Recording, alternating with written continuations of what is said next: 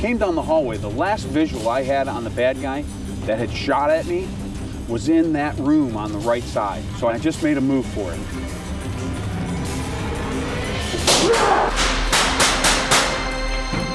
Honey, you okay? I'm hit, but I'm okay. Even with, Chris's background and training, he still got shot. And he did things right. He used proper techniques and tactics behind what he did, and he still got hit. All right, index, index, index. Clearing a structure is probably the most dangerous thing that you can do. I don't care what unit you come from or what kind of training you have, you can't do it 100% safely being one man. You used cover well, moving across the hallway quickly. We teach you don't want to fight in hallways, fight from rooms. I thought you were going to do it here. What we teach was what's called combat clearance. Pie of the doorway? Yeah, essentially staying as far off the doorway as you can. You want to go out and do some range training? And yeah, we'll go out and we'll talk about a couple things, maybe just a couple different ways to handle it, and just go from there. What we're going to do is now we're going to just do a little combat clearance for our viewers and show them kind of the pieing and combat clearance version of this, if you will. Right. One, it offers us to maintain fighting outside that room. So if there is a threat in the room, we're now fighting outside. We have some concealment, maybe marginal cover, depending on what kind of structure you're fighting around your house. And we're kind of using that threshold or that corner as our access to pivot around and engage our threat. So I'm gonna go ahead and draw, and as I'm coming up to that threshold, I wanna make sure I'm not stepping out and showing my leg or body parts, and I'm gonna drive that gun out, and I'm gonna clear this room from out here. I've got a target, shot, and then I can go ahead and make entry into that room quickly.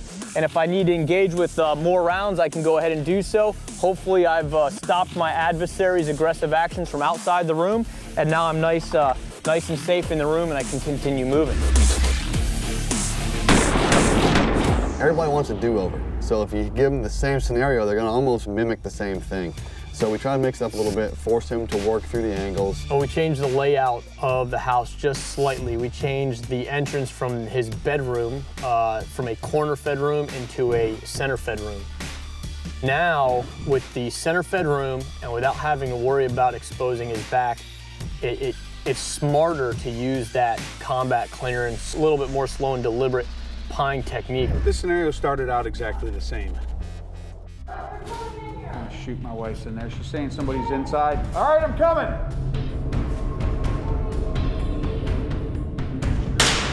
Yep, I found him. I could hear him working that action, so I knew something was wrong. He heard the bad guy rack and slide, meaning he had a malfunction, and he immediately went dynamic on that. Where are you at? Keep talking to me. For him to actually hear those sounds is huge, because that means that he's tuned into his environment. No Michelle's in there, so I just bypassed a bunch of danger areas and went straight towards him. And it was nice to see Chris was able to change his tempo rapidly throughout the house, and that shows experience right there. So I found out where I need to go in. I made a nice big pieing move again, coming into that little bit of hallway where that end doorway was. And from there, I felt very secure. So I started kind of pieing the door.